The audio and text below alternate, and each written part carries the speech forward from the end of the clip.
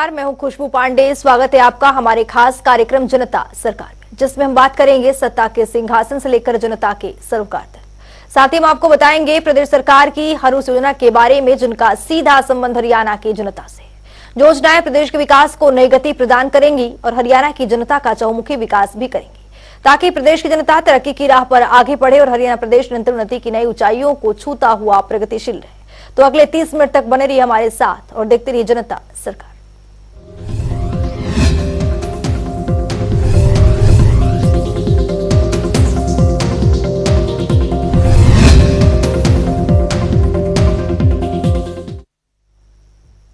हरियाणा के मुख्यमंत्री मनोहर लाल आज गुरु नानक देव जी के प्रकाश पर्व के अवसर पर पंचकूला पहुंचे, जहां उन्होंने नाडा साहिब गुरुद्वारे में शीश झुकाकर आशीर्वाद लिया। इस मौके पर मुख्यमंत्री मनोहर लाल ने प्रदेशवासियों को बड़ी सौगात दी। साथ ही उन्होंने देश और प्रदेशवासियों के कुशल क्षेम की भी कामना की है। इस रिपोर्ट के जरिए देखिए। हरियाणा के मुख्यमंत्री मनोहर लाल एक ऐसे मुख्यमंत्री हैं जिन्होंने प्रदेश में हर वर्ग के नागरिकों के उत्थान के लिए कई योजनाओं को धरातल पर उतारने का काम किया है, जिसकी वजह से आज हरियाणा प्रगति के पथ पर अग्रसर हो रहा है। इन सबके बीच हरियाणा के मुख्यमंत्री मनोहर लाल पंचकूला के दौरे पर रहे। इस दौरान मुख्यमंत्री ने श्री गुरु नानक देव जी के प्रकाश पर्व के अवसर पर प्रदेशवासियों को एक बड़ी सौगात दी। उन्होंने श्री नाडा साहिब गुरुद्वारा पंचकूला में बहुमंजिला पार्किंग का उद्घाटन भी किया। मुख्यमंत्री ने ऐतिहासिक श्री नाडा साहिब गुरुद्वारे में शीश नमाकर आशीर्वाद भी लिया और देश के साथ साथ प्रदेशवासियों के कुशल क्षेम की भी कामना की। वाहिगुरु जी का खालसा, वाहिगुरु जी की फतेह। बहुत ही आज ये प्रसन्नता का विषय है कि गुरु नानक देव जी का आज जन्म दिवस है, जयंती दिवस है। इस अवसर पर, गुरुपुरब के अवसर पर हरियाणा में प्राय सब जगह बड़े हर्षोल्लास के साथ गुरुपुरब मनाया जा रहा। तो ऐसे अवसर पर यहाँ गुरुद्वारा नाडा साहब पर भी बहुत बड़ी संख्या में लोग श्रद्धापूर्वक आते हैं। मुझे भी आज अवसर मिला है गुरुद्वारा नाडा साहब आकर के, और गुरुपुरब के अवसर पर मैं माथा टेक करके हरियाणा की जनता की कुशल क्षेम की कामना करता हूँ और इस अवसर पर सभी को बहुत बहुत बधाई देता हूँ। जिसके बाद मुख्यमंत्री मनोहर लाल ने पत्रकारों से बातचीत भी की। उन्होंने बताया कि देश भर में तीर्थ और धार्मिक स्थलों के समग्र विकास के उद्देश्य से प्रसाद योजना चलाई जा रही है। इसी योजना के तहत गुरुद्वारा नाडा साहिब में बहुमंजिला पार्किंग का निर्माण किया गया, जिसका उद्घाटन आज श्री गुरु नानक देव जी के प्रकाश पर्व के शुभ अवसर पर किया गया है। मुख्यमंत्री ने बताया कि इस पार्किंग का शिलान्यास खुद उन्होंने 27 अक्टूबर 2020 को किया था। करीब 9,500 वर्ग मीटर में बने इस पार्किंग के निर्माण पर 13,55,26,000 रुपए की लागत आई है और इसमें 300 वाहन पार्क किए जा सकेंगे। मुख्यमंत्री ने कहा कि इस पार्किंग के निर्माण से दूर दूर से आने वाले आगंतुकों को और श्रद्धालुओं को वाहन पार्किंग की बेहतर सुविधा उपलब्ध होगी। ये प्रसाद योजना जो देश भर में चलाई गई है तीर्थ स्थानों पर विकास के नाते से, तो उसी योजना के अंतर्गत यहाँ ये जो पार्किंग का, मल्टी लेवल पार्किंग का शिलान्यास मैंने स्वयं 27 अक्टूबर 2020 को किया था। आज ठीक 27 नवंबर 2023 37 महीनों में बनकर के ये तैयार हो गई है मल्टी लेवल पार्किंग। आज इसका शिलान्यास किया है। इस अवसर पर यहाँ आने वाले जितने भी आगंतुक हैं, यात्री हैं, उन सबको एक अच्छी पार्किंग की व्यवस्था मिलेगी, तो सबको सुविधा होगी। इस अवसर पर भी इसके साथ ही मुख्यमंत्री मनोहर लाल ने कहा कि पालम मोचन तीर्थ में गुरु परंपरा के सभी लोग जुड़े। मुख्यमंत्री ने कहा कि करीब 5 लाख लोगों ने स्नान किया है। इसी तरह गुरुद्वारा नाडा साहिब में भी बहुत बड़ी संख्या में श्रद्धालु आते हैं। उन्हें भी आज गुरु पर्व के अवसर पर नाडा साहिब गुरुद्वारा आने का अवसर प्राप्त हुआ है।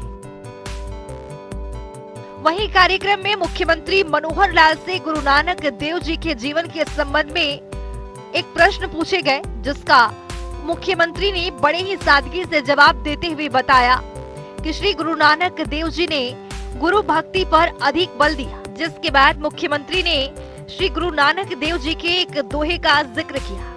उन्होंने कहा कि नानक नाम चढ़दी कला तेरे भाणे सरबत दा भला का भी उल्लेख किया। उन्होंने कहा कि श्री गुरु नानक देव जी ने किसी एक समाज विशेष के लिए नहीं बल्कि सर्व समाज की भलाई का संदेश दिया है।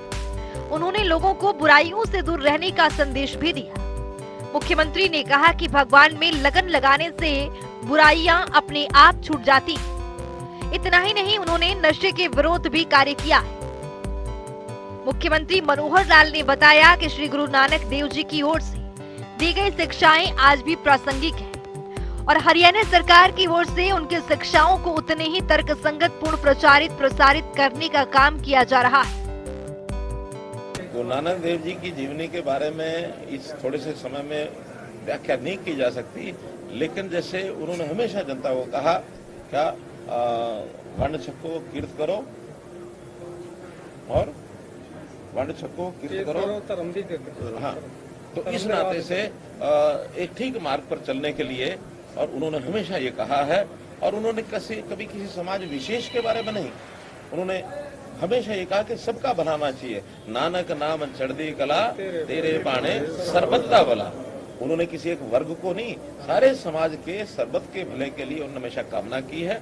और हमेशा बुराइयों से बचने के लिए भी उन्होंने हमेशा कहा कि भगवान की तरफ अपना लगन लगाएंगे तो जो बुराइयां हैं वो अपने आप छूट जाएंगी।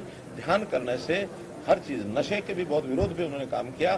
तो इन सब चीजों से जो उस समय जनता प्रभावित हुई थी, हमारी कोशिश है कि उनकी शिक्षाओं को आज भी उतनी तर्कसंगतता उनको फैलाया जाए, उसके ऊपर काम किया जाए। हरियाणा सरकार भी इस पर तो काम कर रही है। कार्यक्रम में मुख्यमंत्री मनोहर लाल ने बताया कि प्रदेश में आर्ट्स, साइंस और कॉमर्स के डिग्री कॉलेजों में 1,80,000 रुपए सालाना आय वाली गरीब परिवारों की बेटियों को प्राइवेट कॉलेज में भी निःशुल्क शिक्षा दी जाएगी। ऐसी बेटियों की फीस की प्रतिपूर्ति राज्य सरकार करेगी। इसके अलावा 1,80,000 रुपए से 3 लाख रुपए सालाना आय वाले परिवारों की बेटियों की 50% फीस की प्रतिपूर्ति सरकार की ओर से की जाएगी।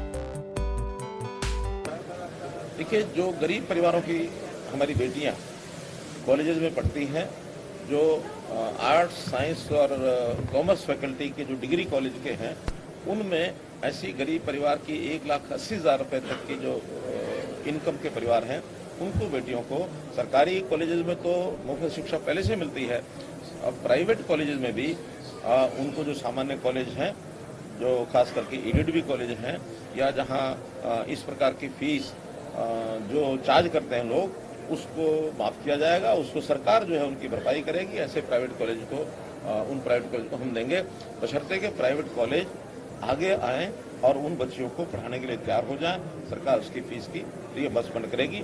1,80,000 से लेकर 3 लाख तक के जो परिवार हैं, उनकी 50% फीस वो रिइंबर्स की जाएगी। इस अवसर पर मुख्यमंत्री के साथ हरियाणा विधानसभा अध्यक्ष ज्ञानचंद गुप्ता, हरियाणा गुरुद्वारा प्रबंधक कमेटी के महासचिव रमनीक सिंह मान, नगर निगम महापौर कुलभूषण गोयल सहित कई गणमान्य व्यक्ति उपस्थित रहे। जनता टीवी के लिए पवन सिवर की रिपोर्ट। चंडीगढ़ में मुख्यमंत्री मनोहर लाल की अध्यक्षता में हरियाणा कैबिनेट की बैठक हुई। इस दौरान इस बैठक में हरियाणा विधानसभा के शीतकालीन सत्र की तारीखों पर यहां पर मुहर लगी। दरअसल 15 से 19 दिसंबर तक विधानसभा का शीतकालीन चलेगा।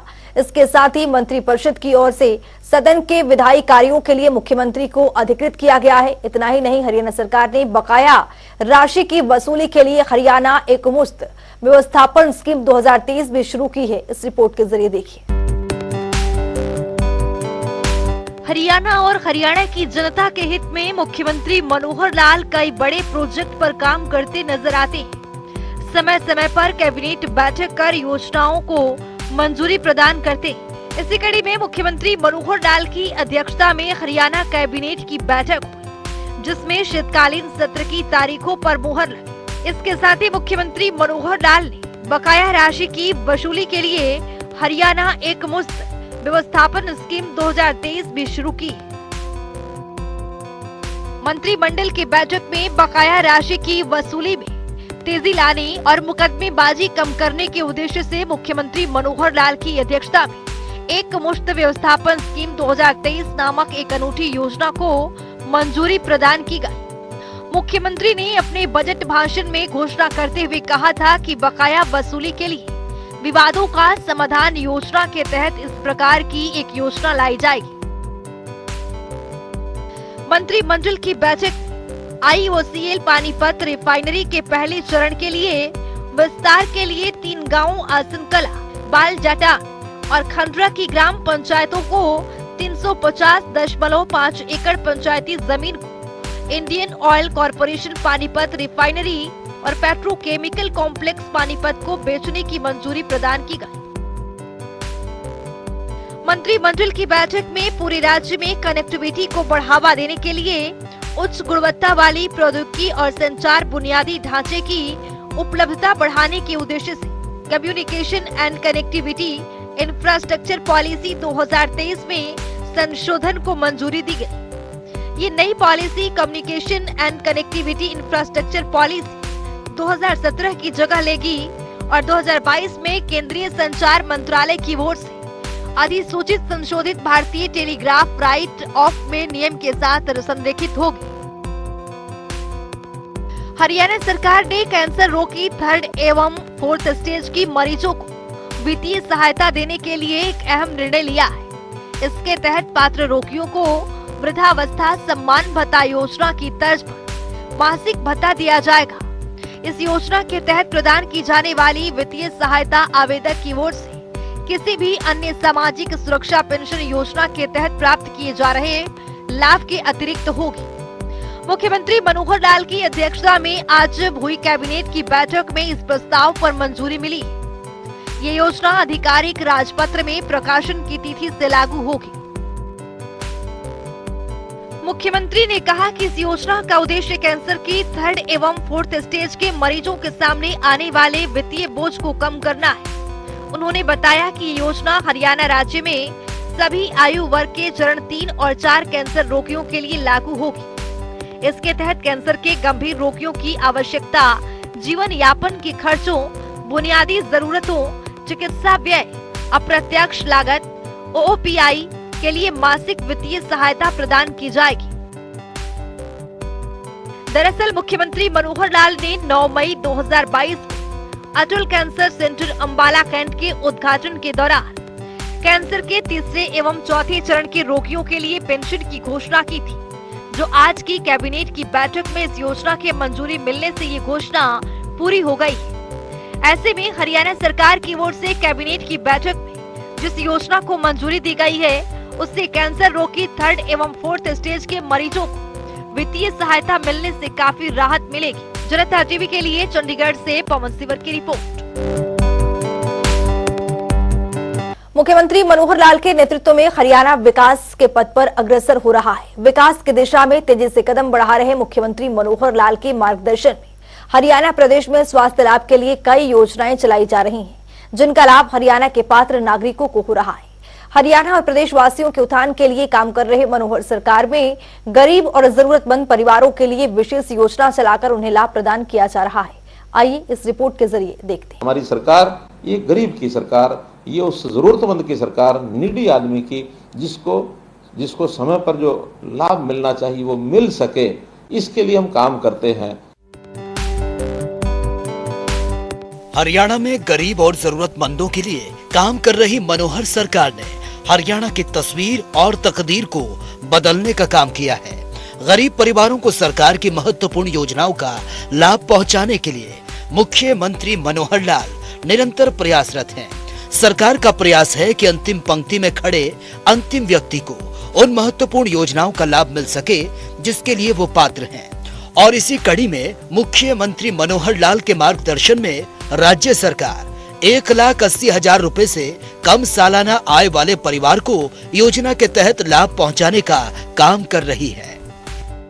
हम हर उस गरीब परिवार को जिसके घर में 2 समय का भोजन नहीं बन सकता या मानो 1,80,000 से नीचे इनकम है तो उसको राशन कार्ड जरूर पहुंचना चाहिए।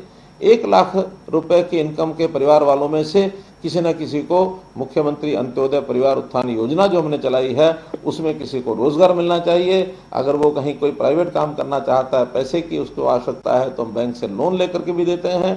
ये काम भी हम कर रहे हैं गरीबों के लिए। हरियाणा को विकसित राज्य के रूप में स्थापित करने की दिशा में बढ़ रहे मुख्यमंत्री मनोहर लाल के पिछले 8 सालों के कार्यकाल में हरियाणा के हर क्षेत्र, हर वर्ग को तेजी से विकास संभव हो सका है। गरीबों के उत्थान के लिए काम कर रही मनोहर सरकार में हरियाणा में नागरिकों के स्वास्थ्य लाभ के लिए कई योजनाएं चलाई जा रही हैं। आयुष्मान भारत योजना के तहत केंद्र सरकार के मानदंडों के अनुसार हरियाणा में 15.5 लाख परिवारों को 5 लाख रुपए का स्वास्थ्य बीमा कवर प्रदान किया गया है। वहीं इस योजना का दायरा बढ़ाते हुए हरियाणा के मुख्यमंत्री मनोहर लाल के नेतृत्व में प्रदेश सरकार ने चिरायु हरियाणा योजना शुरू कर आज लगभग 32 लाख परिवारों को आयुष्मान योजना का लाभ प्रदान किया है। जो गरीब परिवार हैं उनको आयुष्मान भारत के नाते से 5 लाख, आयुष्मान कार्ड के नाते से योजना जो बनाएगी, प्रधानमंत्री जी ने बनाई, 5 लाख रुपया हर परिवार का स्वास्थ्य बीमा योजना, ये भी सबको लेके दिया। 15.5 लाख परिवारों को इस योजना का लाभ ये केंद्र सरकार ने दिया। फिर भी हमें लगा कि ये योजना और लोगों को मिलनी चाहिए। जैसे हम राशन कार्ड अभी 27 लाख पहले वाले और जो नए 4 लाख या 5 लाख और जुड़े हैं, लगभग 32 लाख से ऊपर लोगों को राशन कार्ड मिला है। ऐसे सब लोगों को आयुष्मान भारत का लाभ एक नई योजना चिरायु हरियाणा करके जोड़ी, उन लाभ देने के लिए भी हम आगे आए हैं।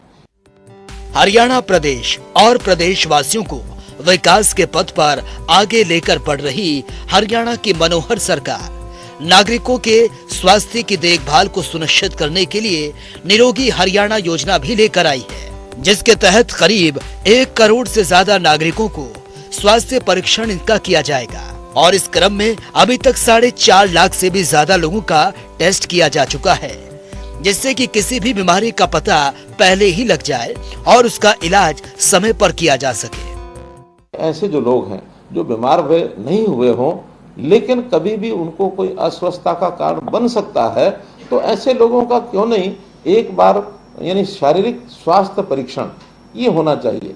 हमने इस योजना को भी लागू कर दिया है और इस योजना का नाम रखा है निरोगी हरियाणा। और जितने भी हमारे हॉस्पिटल्स हैं, जितने हमारी CSCs हैं जहाँ पर ये टेस्ट करवाए जा सकते हैं, ऐसे सब जगह वो टेस्ट कराने शुरू किए हैं। अभी तक 4.5 लाख लोगों का ये टेस्ट परीक्षण हो चुका है। बड़ी संख्या है, 1 करोड़ के लगभग संख्या है। हम आगे चल करके जितने प्राइवेट हॉस्पिटल हैं, जितने लैब्स हैं टेस्ट करने वाली, इन सबको भी एक सरकारी उनके साथ समझौता करके इनके वहाँ भी ऐसे जो परीक्षण हैं उनको करने का और एक हम कार्यक्रम लेने वाले हैं, ताकि करोड़ों की जनता का जो परीक्षण है ये पहले हो सके।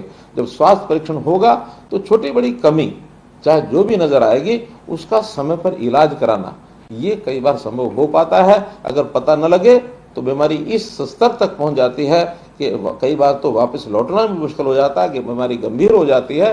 गंभीर बीमारी, लाइलाज बीमारी, तो जीवन भी जोखिम में पड़ जाता है। तो प्रारंभ में ही अगर कोई चीज मिल जाती है तो उसको उसके हिसाब से ठीक किया जाता है। जैसे कहावत है अंग्रेजी में, nip the evil in the bud, कि कोई भी ऐसी बुराई है उसको प्रारंभिक चरणों में उसको समाप्त कर देना चाहिए। तो यही हमारे शरीर के रोग के साथ है। अगर प्रारंभिक भी कोई जानकारी मिल जाए तो उसका तुरंत इलाज कराना संभव हो जाता है। राज्य के विकास और नागरिकों के उत्थान के लिए काम कर रहे मुख्यमंत्री मनोहर लाल ने यह आह्वान किया कि जो परिवार आर्थिक रूप से संपन्न हो जाए, ऐसे परिवार स्वेच्छा से सरकारी लाभ को छोड़ दें, जिससे कि किसी अन्य जरूरतमंद परिवार को इसका फायदा मिल सके।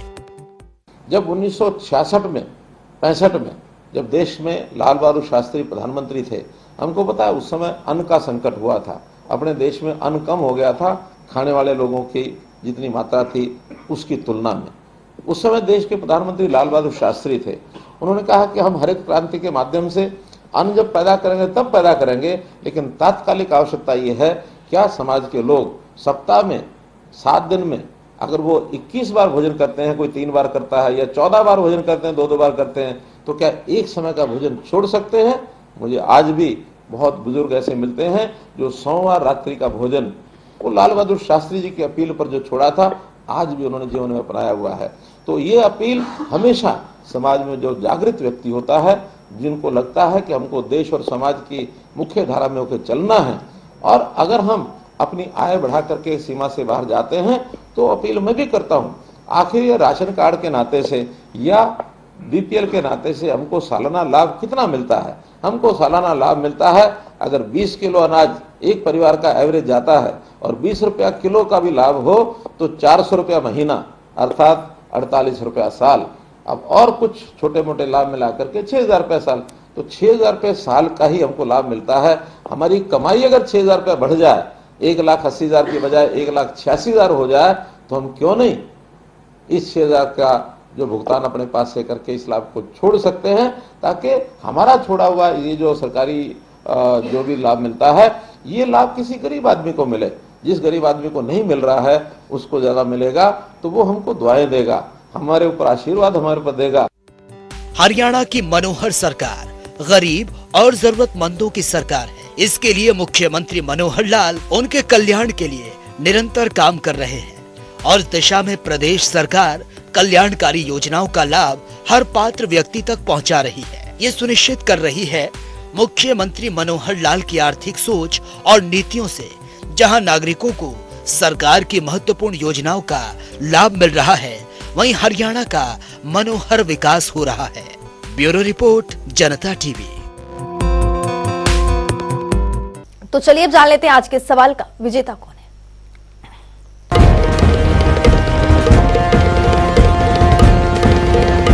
तो बात अब आज के विजेता की। जैसा कि आप जानते हैं, हर रोज एक नया सवाल पूछते हैं, सही जवाब देने वाले के नाम और तस्वीर अपने टेलीविजन स्क्रीन पर दिखाते हैं, साथ ही उसको उपहार भी देते हैं।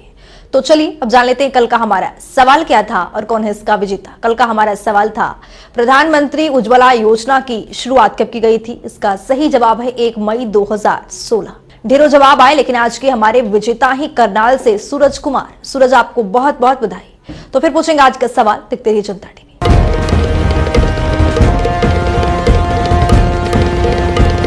तो वक्त हो गया है आज की मुलाकात का। आज की मुलाकात में हर दिन नए शख्सियत से आपको रूबरू कराते हैं, उनकी कार्यप्रणाली पर बारीकी से नजर डालते हैं, जानते हो तमाम योजनाएं जो बनी है हरियाणा की जनता के लिए। तो ऐसे ही शख्सियत जनता टीवी ने खास बातचीत की है। इनका नाम है डॉक्टर पवन कुमार शर्मा, जो कि पलवल से कृषि उप निदेशक के पद पर काबिज हैं। आइए आपको सुनवाते हैं।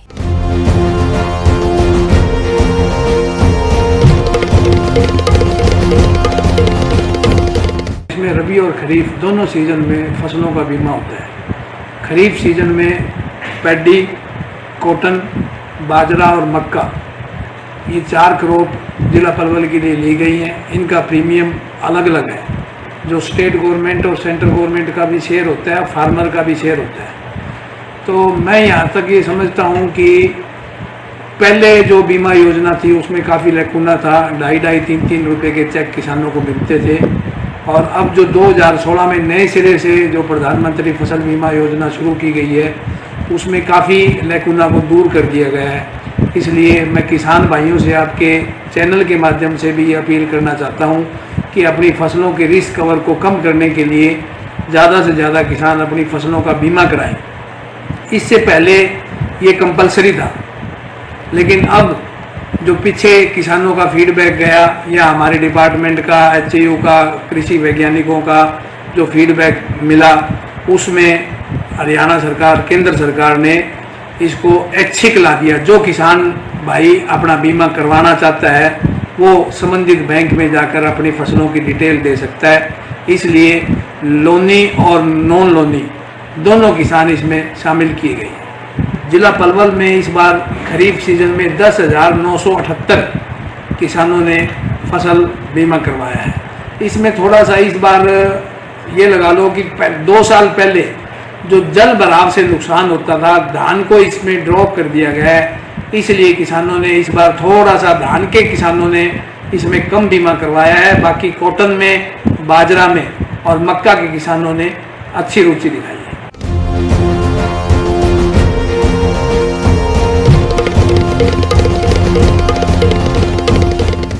तो चलिए वक्त हो चला है आज के सवाल का।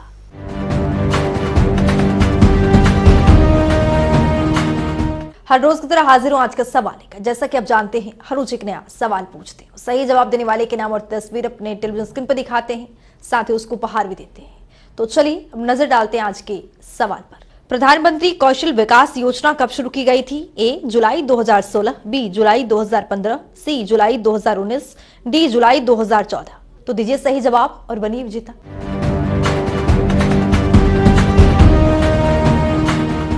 तो इस खास कार्यक्रम के जरिए हमारा मुख्य उद्देश्य है हरियाणा सरकार की कल्याणकारी योजनाओं की जानकारी और उसका लाभ प्रदेश के हर एक नागरिक तक पहुंचाना है, क्योंकि जब प्रदेश का हर एक नागरिक समृद्ध और खुशहाल होगा तभी प्रदेश विकास के पथ पर अग्रसर हो पाएगा। हमारे खास कार्यक्रम जनता सरकार में आज के लिए इतना ही। नमस्कार।